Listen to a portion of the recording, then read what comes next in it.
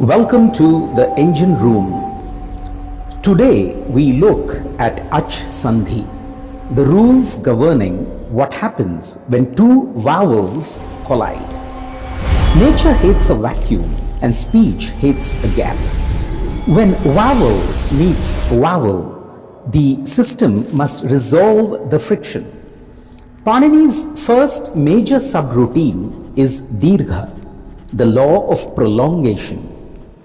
If a short meets a short they don't break. They fuse into a single longer sustained note, ah. It's like two musical notes merging into a chord to maintain the rhythm of breath. But what happens when dissimilar vowels collide? The system executes an upgrade command called guna or vriddhi. Think of these as voltage boosters in a circuit. When an meets an e, the system doesn't just smash them together. It transforms them into an entirely new, stable output, A. It is a deterministic, predictable chemical reaction of phonetics. To define the physics of language, Panini didn't start with an arbitrary A, B, C. He required an absolute, acoustically perfect inventory of human sound. Tradition holds that these 14 foundational sutras were revealed in the resonant rhythm of Shiva's cosmic drum. To the linguist, they are periodic tables of phonemes.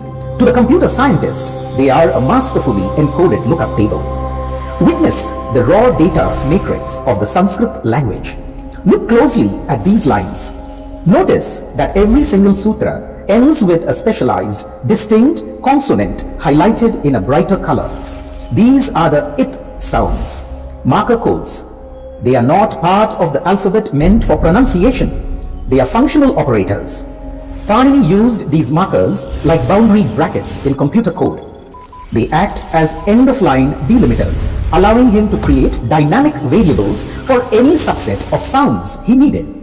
Now, the magic. How do we use this matrix? We create a pratyahara, a shorthand tag. A pratyahara takes any starting sound and combines it with any later it marker.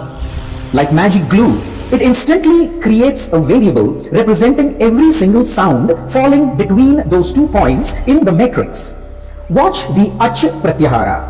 It begins with the from line 1 and ends with the ch marker from line 4. It instantly selects every single vowel in the Sanskrit language. Or consider the hal pratyahara. It starts with the h of line 5 and grabs every single consonant ending at the l marker of line 14. With just 2 letters, h and l, Panini commands the entire set of 33 consonants. Why memorize an alphabet list haphazardly when you can derive it dynamically?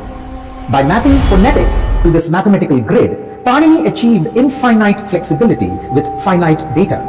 He didn't need special rules for every letter. He just needed the right starting sound and the right it marker. This is not mere grammar.